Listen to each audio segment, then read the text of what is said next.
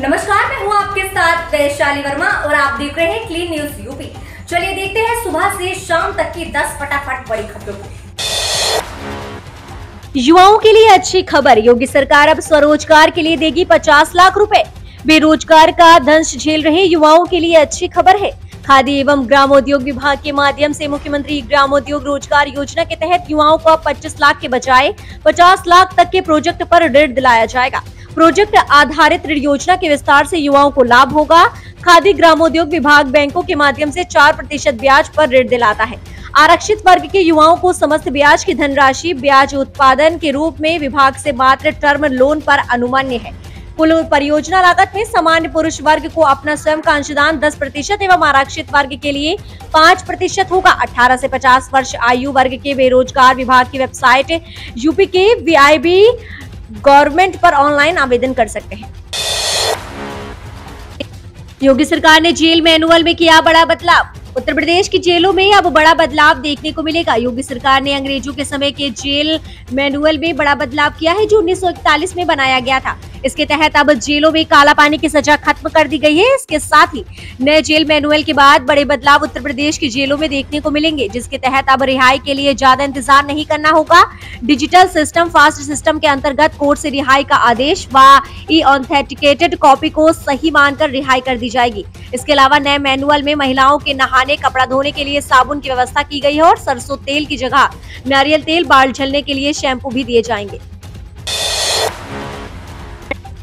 योगी सरकार का बड़ा तोहफा, सरकार की तरफ से आपके खाते में भी आएंगे 1100 रुपए।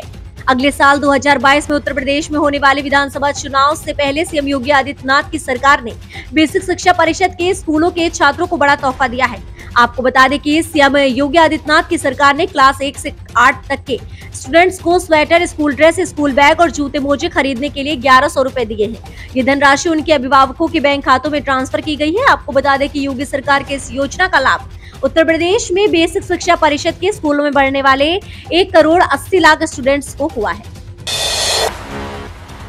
योगी सरकार 9 अरब रुपए से बदलेगी रामनगरी की सूरत। अयोध्या में निर्माणाधीन भव्य श्री राम मंदिर के तहत ही जन्मभूमि के आसपास के क्षेत्रों को भी विकसित करने की कवायद तेज हो गई है।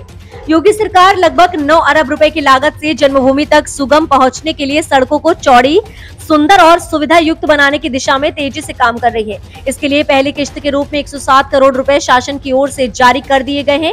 इसकी पहली किश्त के रूप में 1 अरब रुपए की वित्तीय स्वीकृति दे दी गई है। वहीं शहादतगंज नया घाट मार्ग के सुग्रीव किला होते हुए श्री राम जन्मभूमि तक कुल लंबाई 0.566 किलोमीटर के लिए 4 लेन मार्ग के निर्माण की योजना है। सीएम योगी आदित्यनाथ जन्माष्टमी पर करेंगे अन्नपूर्णा भोजनालय का शुभारंभ। वृंदावन में देश दुनिया से आने वाले तीर्थयात्रियों को निःशुल्क भोजन मुहैया करवाने के लिए तैयार अन्नपूर्णा भोजनालय का 19 अगस्त को मुख्यमंत्री योगी आदित्यनाथ लोकार्पण करेंगे। समारोह में योग गुरु बाबा रामदेव भी मौजूद रहेंगे। मुख्यमंत्री योगी आदित्यनाथ खुद अपने हाथ से भोजनालय में मौजूद श्रद्धालुओं को भोजन परोसकर इसकी शुरुआत करेंगे। इसके बाद पर्यटक सुविधा केंद्र में संतों संग बैठक भी करेंगे। वृंदावन आने वाले तीर्थयात्रियों के लिए सुबह और शाम निःशुल्क भोजन उपलब्ध कराने के लिए मथुरा मार्ग स्थित जयपुर मंदिर के सामने अन्नपूर्णा भोजनालय की शुरुआत 19 अगस्त को श्री कृष्ण जन्माष्टमी से होगी। यहाँ उप ब्रज तीर्थ विकास परिषद ने 5 करोड़ रुपए से अन्नपूर्णा भोजनालय तैयार किया है। योगी सरकार ने लिया फैसला, किसानों को ऋण देने वाली समितियां होंगी कंप्यूटराइज्ड। योगी सरकार कैबिनेट बैठक में कृषि ऋण सहकारी समितियों को कंप्यूटरीकृत करने का निर्णय लिया है। सीएम योगी की अध्यक्षता में कैबिनेट ने इस पर मोहर लगा दी है। आपको बता दें कि किसानों को ऋण देने वाली 7,479 कृषि ऋण सहकारी समितियां यानी पैक्स का कंप्यूटरीकरण होगा। केंद्र सरकार की महत्वाकांक्षी योजना को प्रदेश में चरणबद्ध तरीके से लागू किया जाएगा। इसमें 60% धन केंद्र सरकार व 40% खर्च राज्य सरकार वहन करेगी। अहम परियोजना का कार्य निवन्वय और निगरानी करने के लिए राज्य स्तर पर सहकारिता विभाग के अपर मुख्य सचिव की अध्यक्षता में व जिला स्तर पर जिलाधिकारी की अध्यक्षता में समिति का गठन किया जाएगा। बड़ी खबर, यूपी के कर विभाग में खाली 670 पदों पर जल्द होगी भर्ती। उत्तर प्रदेश के राज्य कर विभाग में 670 से ज्यादा पद खाली हैं। बताया जा रहा है कि ये सीट्स नॉन गैजेटेड कैटेगरी में आती हैं, जिन पर जल्द ही रिक्रूटमेंट प्रोसेस शुरू होने वाला है। जानकारी मिल रही है कि इनमें कनिष्ठ सहायक, आशुलिपिक, उर्दू अनुवादक, प्रधान सहायक, वाहन चालक ग्रेड 4 और सेवक आदि पद शामिल हैं।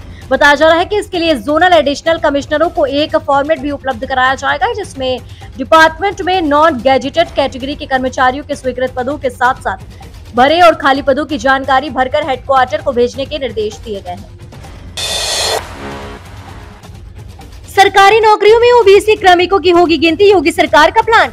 योगी सरकार पिछले 10 सालों में ये सरकारी नौकरियों में ओबीसी प्रतिनिधित्व का आकलन करने जा रही है। इसके तहत राज्य सरकार की सेवाओं में ओबीसी की 79 उपजातियों के हिसाब से क्रमिकों की गिनती होगी। इसके लिए अगले कुछ दिनों में विभागवार समूह का से लेकर समूह घ तक के कुल पदों व नियुक्त क्रमिकों का ब्यौरा इकट्ठा करने का अभियान चलेगा। इसके लिए सभी विभागों के अपर मुख्य सचिवों को शासन ने पत्र भेजकर पूरा ब्यौरा मांगा है। इसके तहत पदों का विवरण संवर्गवार देना है। इसके बाद स्वीकृत पद, भरे गए पद, ओबीसी के लिए तय पद, ओबीसी से भरे गए पद, समान श्रेणी में चयनित ओबीसी की संख्या, कुल भरे गए पदों के मुकाबले ओबीसी का प्रतिशत आदि की पूरी जानकारी देनी है।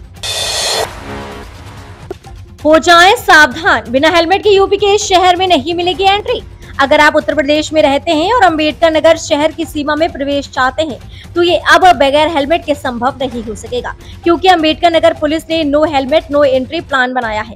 दरअसल यूपी के अंबेडकर नगर पुलिस ने एक नई मुहिम की शुरुआत की है, जिसमें बिना हेलमेट के मोटर साइकिल सवार लोग शहर की सीमा में प्रवेश नहीं कर पाएंगे। इस अभियान की शुरुआत आज यानी बुधवार से हो गई है।